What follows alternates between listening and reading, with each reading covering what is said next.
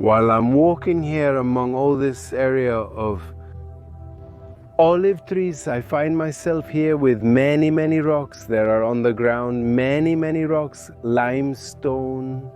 We already saw this in yesterday's episode.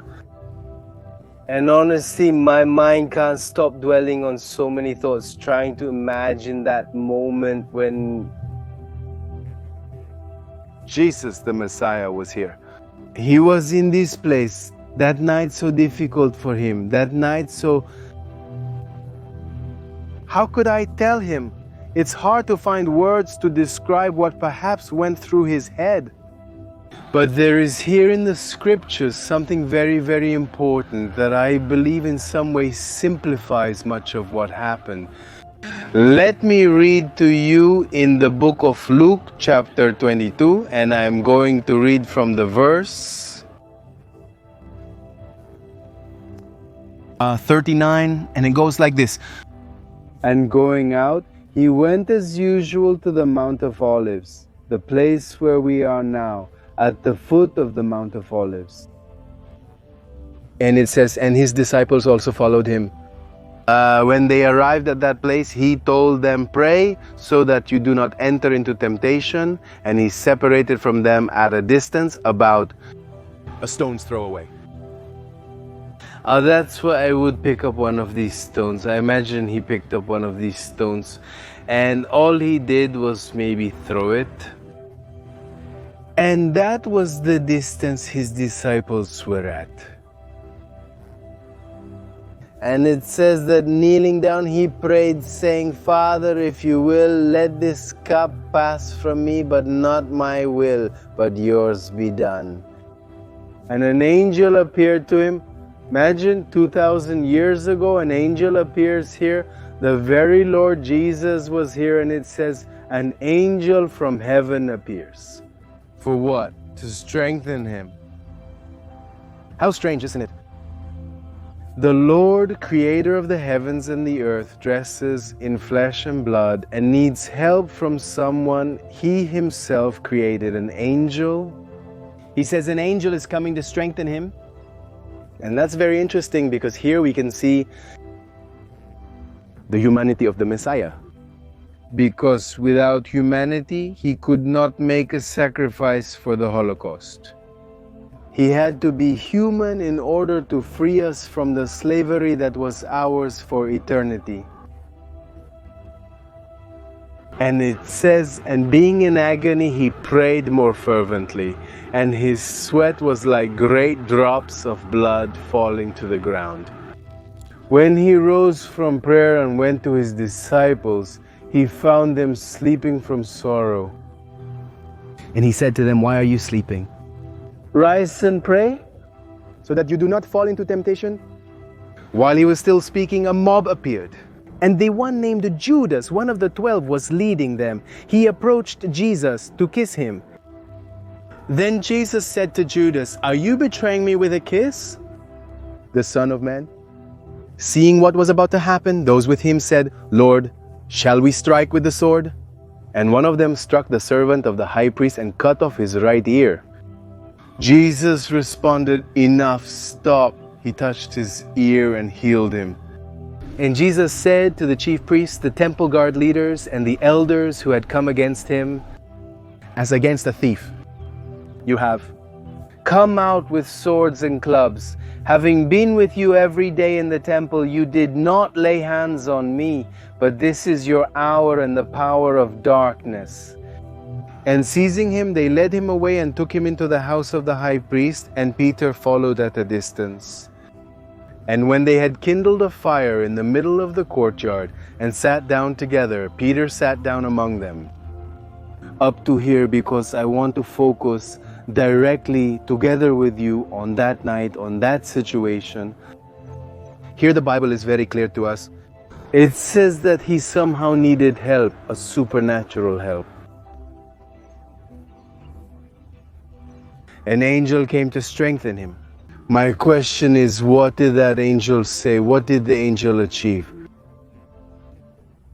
That the Messiah, as the scriptures tell us, prayed here in the Garden of Gethsemane with greater intensity. And you know that in the book of Isaiah, the prophet tells us that the Messiah had to suffer and had to endure suffering. But at that moment, he was seeing the reward. He was seeing each one of us. He was seeing the faces of each one of us, of you who are at home, of me who is standing in this place, that is, of me who is standing in this place. He saw our faces. He knows our names. On that day, 2,000 years ago, I believe the angel approached him and said, don't forget that you came for Peter, for John, for Edward, for Martha, for Francisca, for George, for Hector, for George.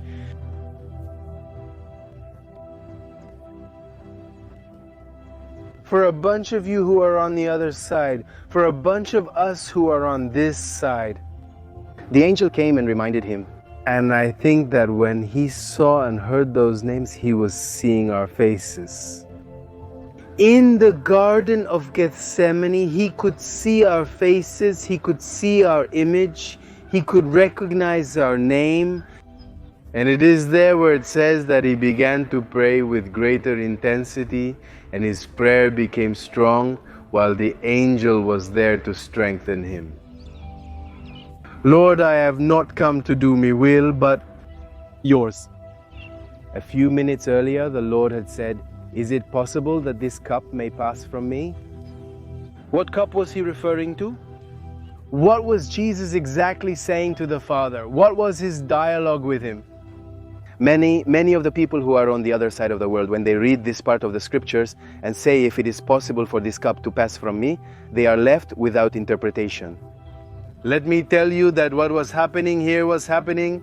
The third cup, that cup that they could not drink, that they could not continue the supper in the upper room. Do you remember what happened there? So the dinner did not conclude. It did not continue to its end. And what happened? What was that? Representation of that cup represented, according to the book of Exodus, the cup of redemption. It's the cup that is not drunk, but it's the cup that is poured. And what did the Messiah do? That cup that is poured, which represented redemption. The scriptures say, he said, is it possible for this cup to pass from me, the cup that sweated drops of blood? The pressure and the tension he was under was so great that what he did was, I have come to redeem my own.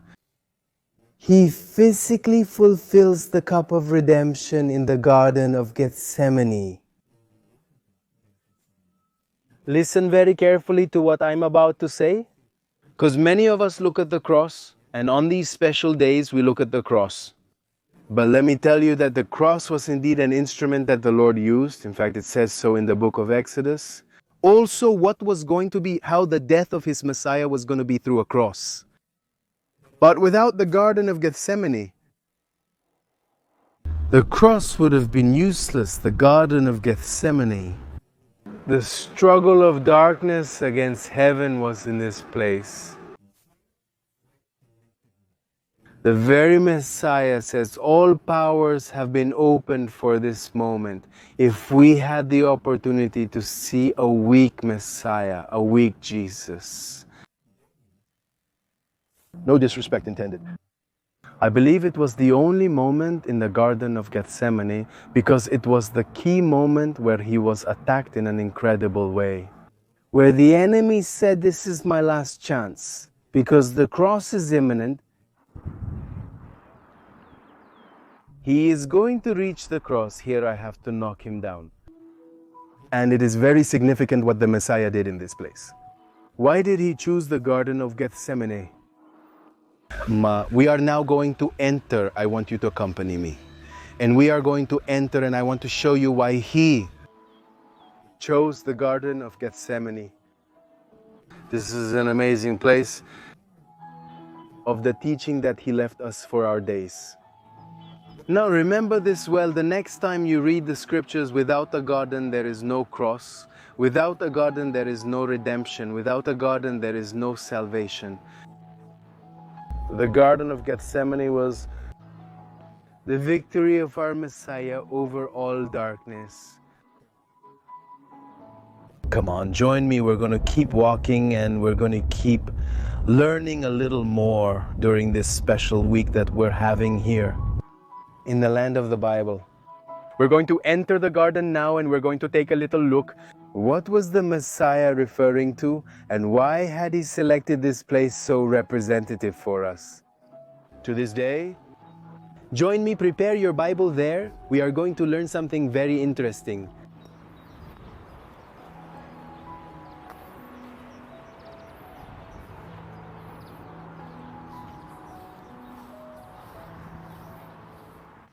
Well, very good, us.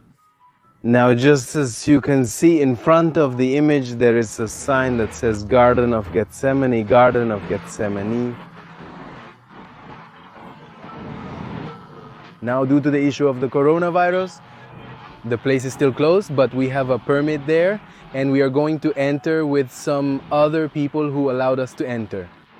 In order to bring it to you, what is the place like inside? Inside this place, so that you start knowing, I will start telling you a little bit, because in reality we have two gardens here. On one hand, it's that one you're starting to see over there in the distance, but on the other hand, notice here that there's a sign that says private. Apparently, as the scripture tells us, as we saw, it went a stone's throw away. Tradition believes that it was on this side.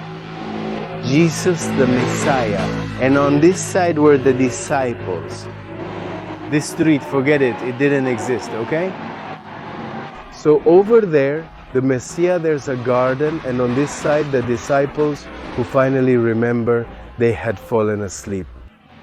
Now I'm going to tell you a little bit, as I told you before, about the importance of why the Messiah chooses this place. But first, I want you to pay attention to these trees. Try to pay attention if you see something a bit different. For example, here you see one that is held up by a rock due to its age, due to the number of years it has. Here there are trees that date back a very long time, but I want you to pay attention. Later, I'm going to show you some that come out with branches, and we're going to be able to see the interpretation of the Apostle Paul in the book of Romans when he's explaining about the importance of this. Now, I want you to pay attention to what I'm going to tell you. Remember that at one point we said that the Messiah, he is choosing the Garden of Gethsemane, and he chooses it for a very special reason. Firstly, the Mount of Olives is located at the top. In the high part, we are at the foot. What was here?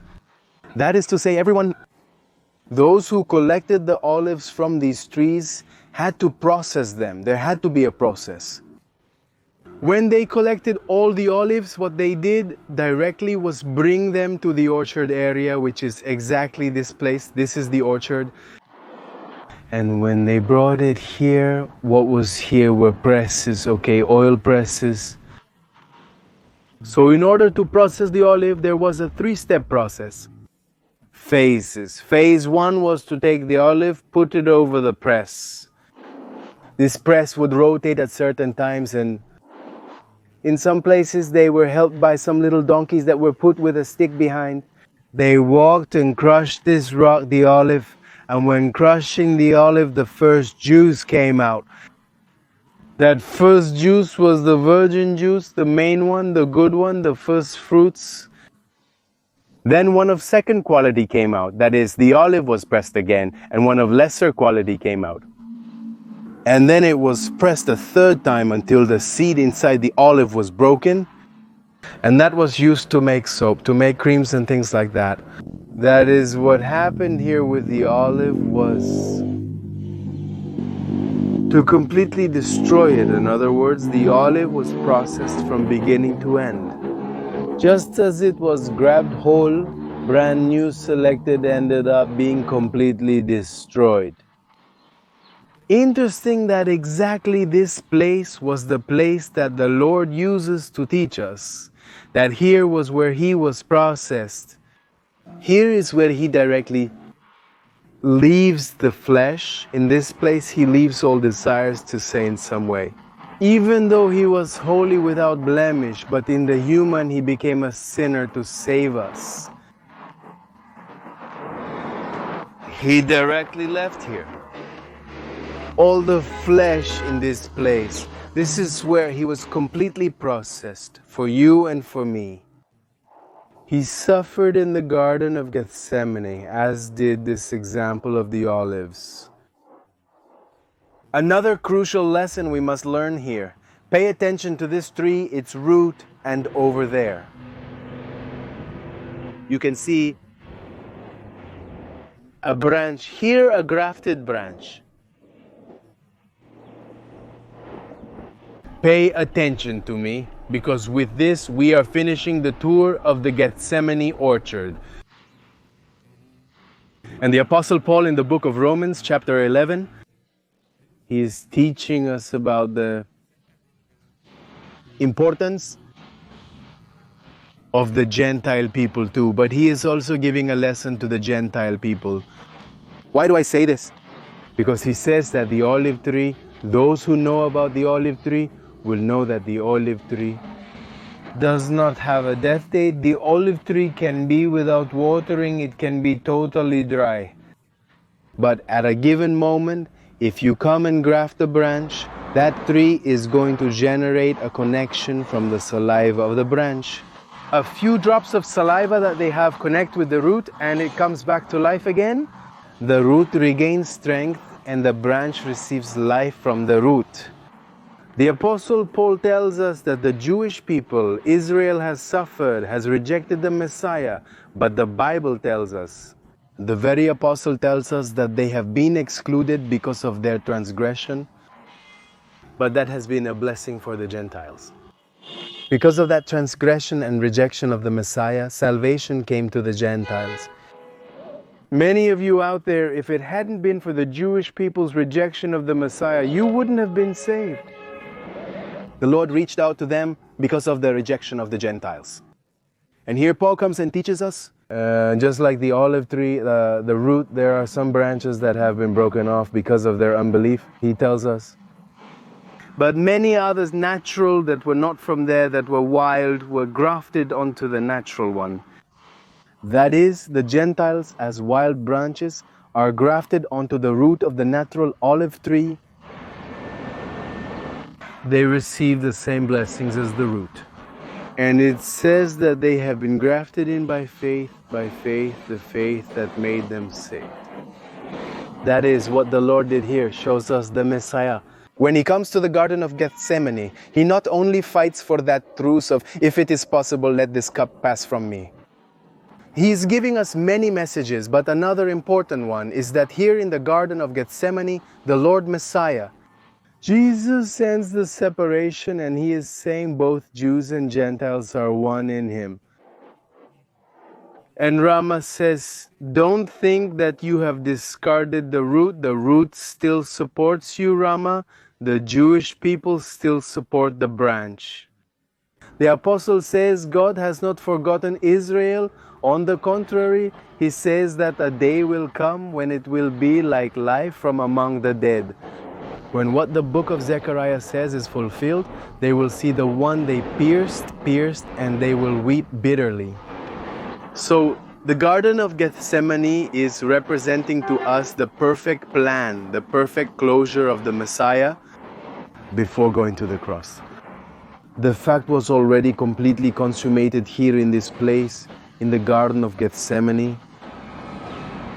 Let's now visit this place a little inside so you can see today's construction. This is known as the Church of the Nations. It was built later on. Let's give it a little tour inside.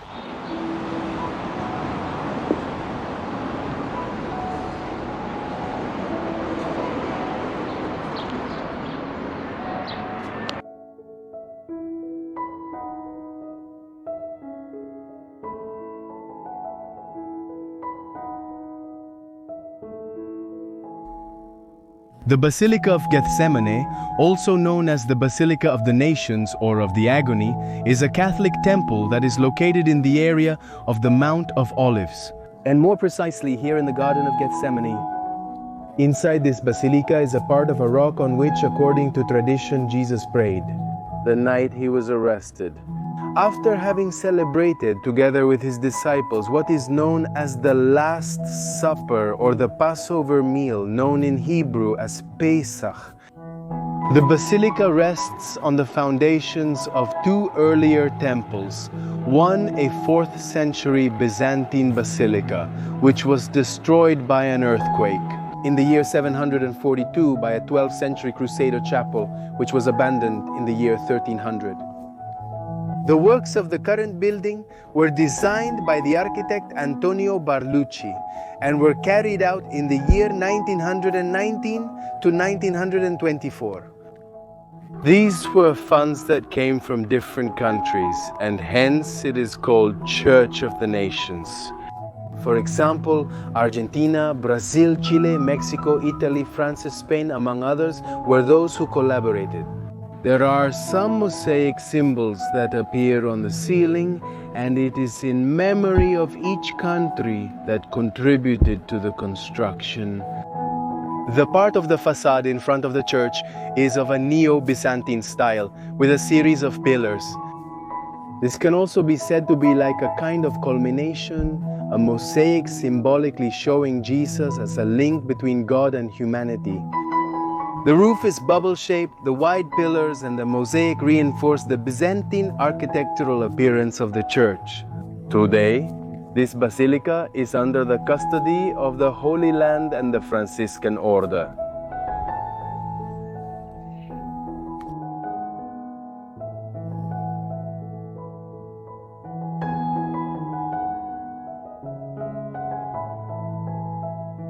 We are almost reaching the end of today's episode. I think today's episode has been one of the representative ones, not only for the places we visited, but for the importance of what happened in the place. Let's remember that without the garden, there is no cross. The cross was imminent. The Messiah knew he was going to end up on the cross. That was the plan from the beginning. But the hardest, the most difficult happened in the Garden of Gethsemane.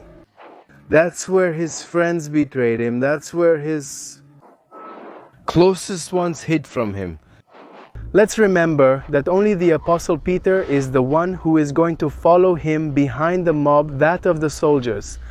The Bible does not specify where the other disciples were. Apparently they were afraid. They hid, thinking that maybe they would also be caught. They caught the leader. They caught the Messiah. They were going to kill him. How could they not be afraid? The Bible tells us that they were also sleeping, not only from exhaustion, but also from sadness. So for everyone, it was a very shocking moment. It was a moment when he had told them, "It was my last supper with you," a few hours earlier. From here began the last hours of the Messiah's greatest suffering. But the price specifically had already been almost 90% paid here in the Garden of Gethsemane. Don't miss our next episode. From here we are going to the Antonia Fortress, the place where the Master, where the Messiah receives the sentence, where he is. They are judged in a public manner, where the entire Sanhedrin was present and where all the Romans were. There they had approached to see what was happening. In the week of Passover, in the most important week in the Hebrew calendar, we continue to travel the land of the Bible in the last week of the Messiah. Don't miss our next episode. From here we greet you, we bless you, and we leave you with a special time. Now we're just going to walk and we're going to leave the background sound of nature so that you take a few seconds before the video ends and meditate on the Lord. And the price he paid for you who are on the other side of the screen, here he paid the price. Remember, he saw your face. Remember, he heard your name. The angel strengthened him and he prayed with greater intensity. God bless you. See you in our next episode.